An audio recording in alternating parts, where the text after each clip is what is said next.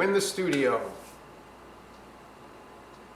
This week, throwing in a couple extra demos, so I'm gonna do this canvas I just stretched. It's a 13, actually it's a 14 by 20, hold on.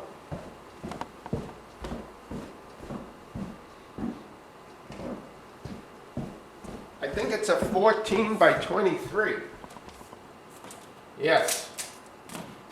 14 by 23 inch, this one. Now, no pallet cam today, but we're just throwing this in. We're going to put a little alizarin, a couple reds, and we're just going to cover over. We're going to try a kind of a new technique today, something different. I really haven't done something quite like this before, so you're going to have to bear with me. All right, that's turp with reds. Then we're going to take white. We're going to throw some white and yellow into that same mix. We're going to come across the top. Not too heavy, nice and even, nice and light. As it gets lower, we're going to throw a little blue into that mixture of red. And we're going to come down. And we're going to get into this violet. And this sky is just going to end up being completed in no time. Just a few brush strokes, paint and turp right now. Not going to get any oil, I don't want it too thick. The very top, I'm going to lighten it up, a little more blue into it, way up there. Bring it down into here, soften the reds, feather it, get a nice evening sky, sunset. Clean my brush off again. Now, from that point, I want to build up some of the trees. We're going to have trees in this painting. It's going to be a sunset, kind of marsh. And thanks for all you writing in about my transparent oxide red. I finally got an order. Box came the other day, so I'm back in business. It's hard to paint day to day without that transparent oxide red. So I'm going to put a little more red into the mixture to keep in touch and in harmony with the sky and the mood. Now, let's throw in a nice group of trees here. And I need it a little darker. Let's use a different brush. So it's just my phthalo and transparent red. That's all. And I want to get it pretty dark, so let's see where we're going to go with this. I'm basing this on an old painting that I did, and I'm just going to...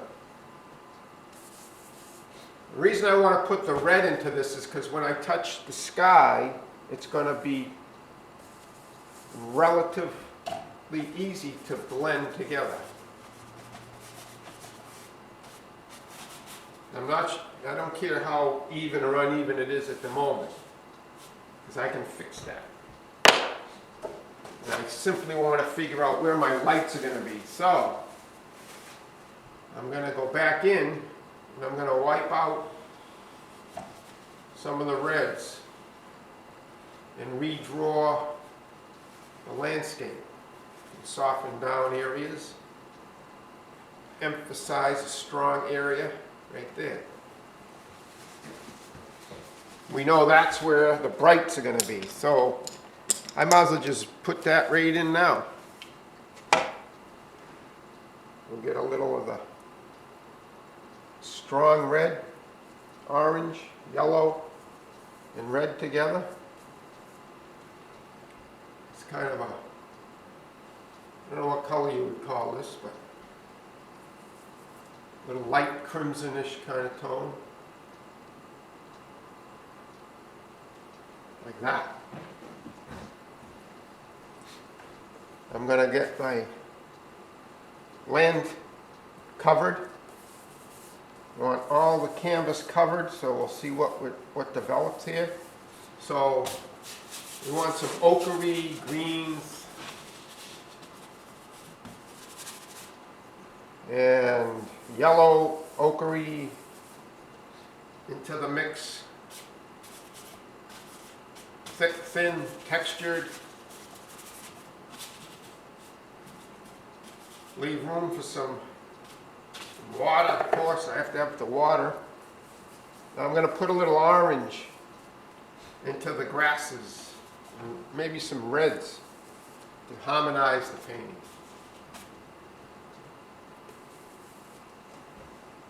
I don't know why I'm painting so fast. I just have it.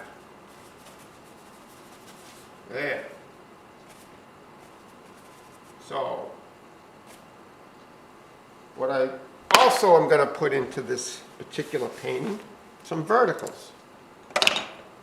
So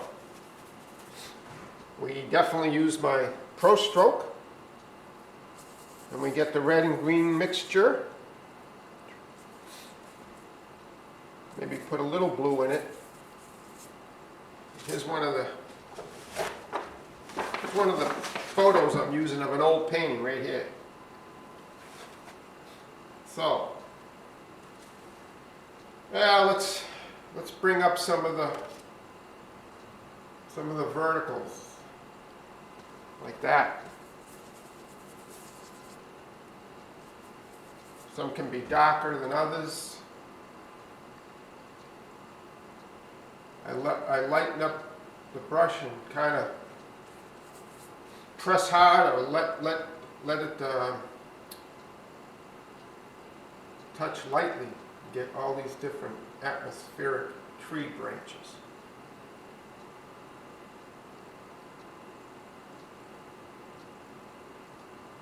It's good to have a nice sharp brush, sharp-edged brush. Then we get some branching coming here, squiggly branches here. Keep dipping in and getting your brush wet so you get pure color.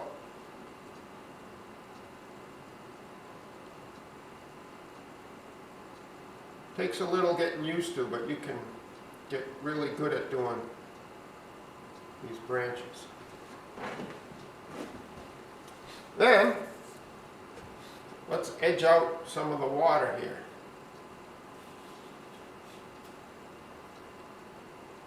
That tree's going to reflect. Watch. I'm just going to indicate that now.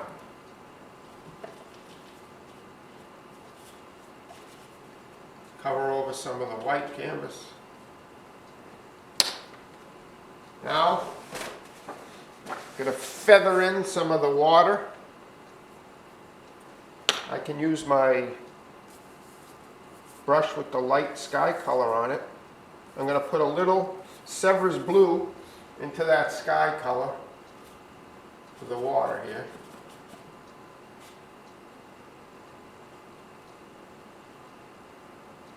Softly touch the edges of the pond, stream, creek, whatever it is.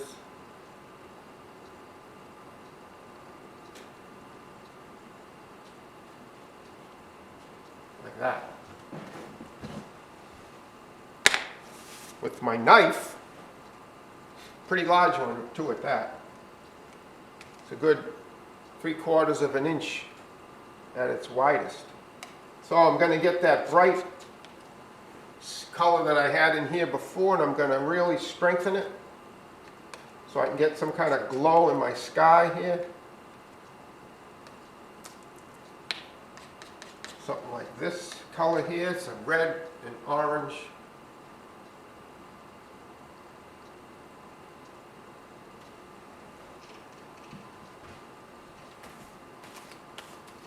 It's a little thick. So I'm going to bring down the sky, kind of blend it in. Like that.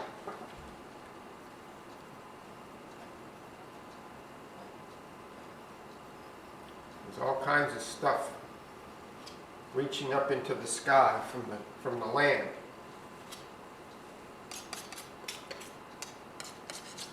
I'm going to cover over some of this white canvas there.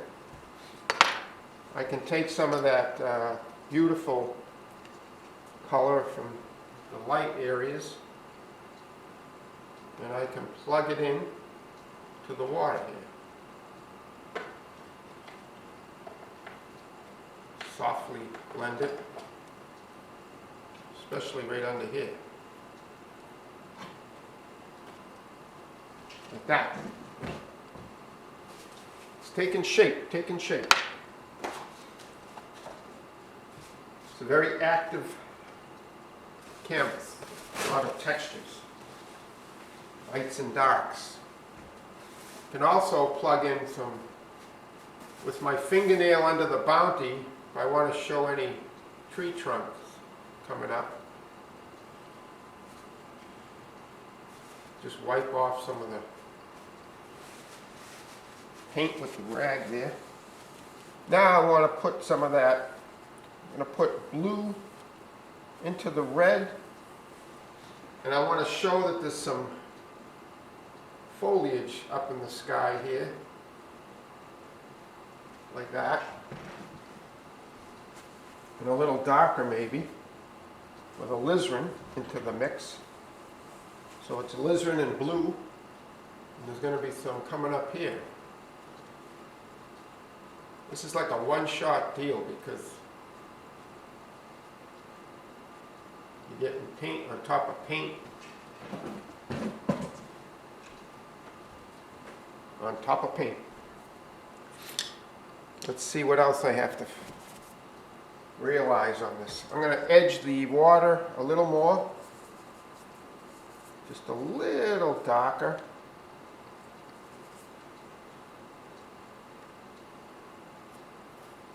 Over here.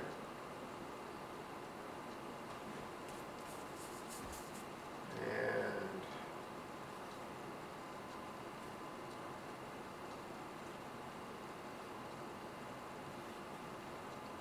see how this all pans out.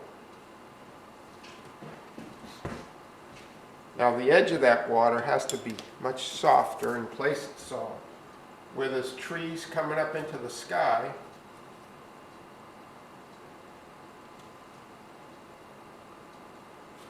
I just bring this down and soften it up.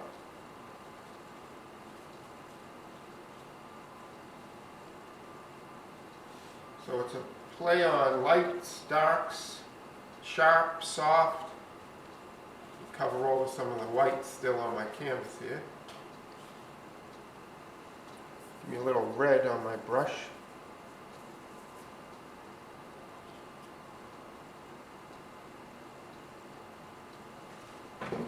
That's what I was after right there. Well, we're not far from over yet. Not far, not far. Let me get some darks. Just a few more darks and I think that should do it. So, transparent oxide red, phthalo green.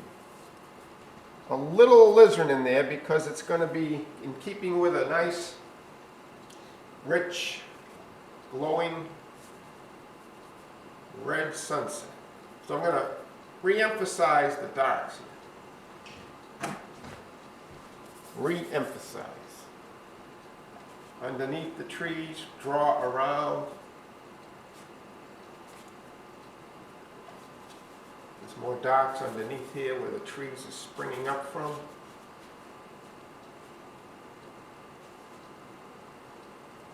Connect any, if you want to connect the darks back up into the sky here like this. With this brush you can. And this is a crucial part right over here, so I gotta show how these trees play into the paint.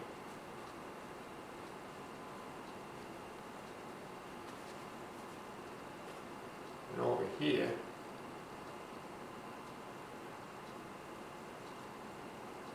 bring up a just a few more little wisps of trees.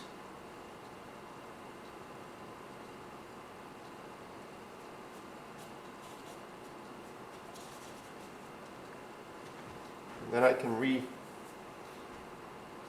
re-emphasize a couple of little dots. The foreground, the edging of the water.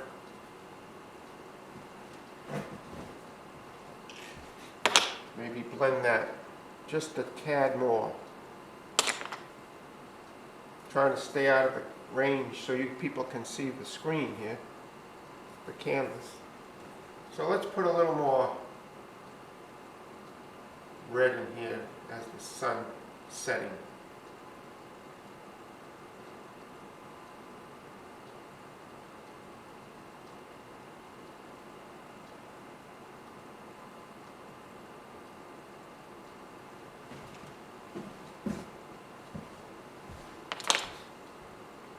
With another paper towel here, which I just ran out of,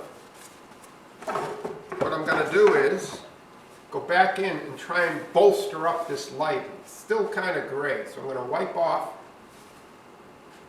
In fact, I'm going to get some chirp on my Bounty. I'm going to go back in and I'm going to wipe off that paint because it's got green in it. And when you put the green into the red, it doesn't come up clear. It becomes dull. So back into the chirp, wash it off, wash it off, wash it off. Like that. Now with the knife, I'm going to use a smaller knife this time. I have to get pure color. Can't have any green in it. So red, orange, and yellow. Mix up another batch. And put it in, see what happens. This ought to have more of a glow to it. Got to get it to stick.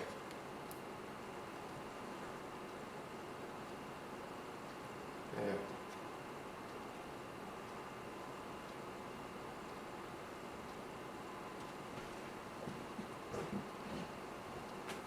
It's a little light. I wanted it a little deeper.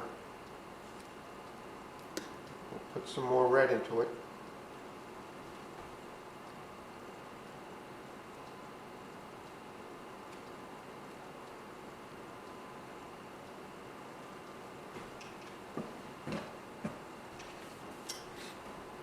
And one last smidgen of reds. Are there any reds coming in through the trees here? Well, there could be. Cover over the bottom.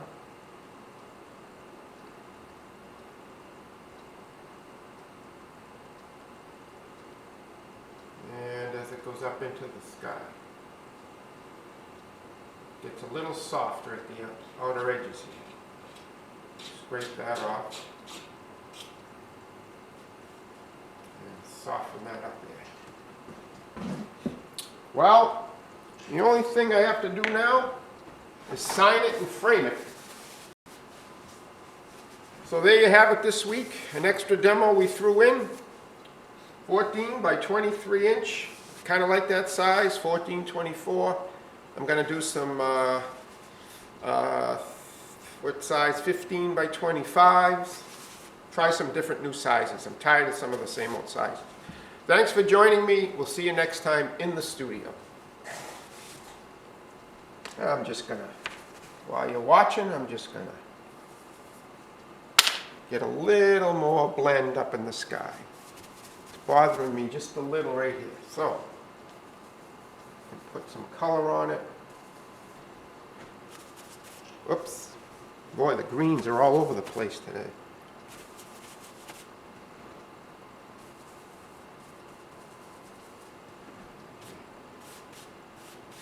Right there. play with some of the foliage here and soften it down. This just needed to come down a little.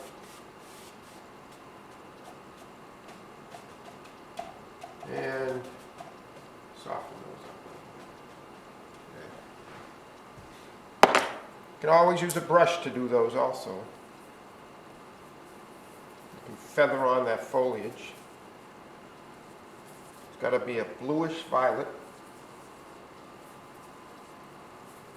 into the sky.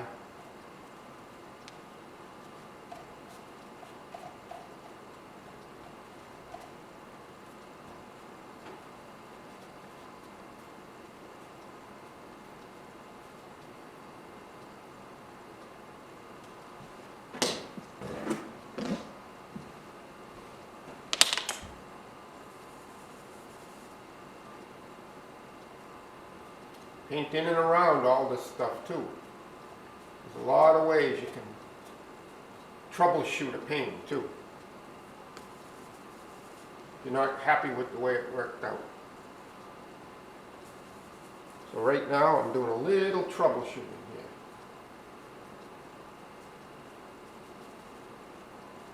Not happy with that foliage there.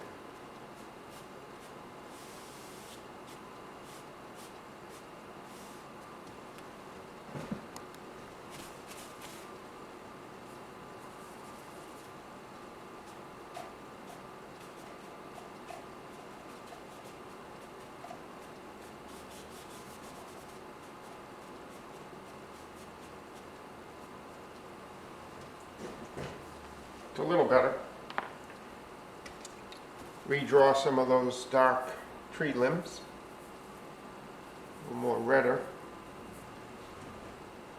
reddish,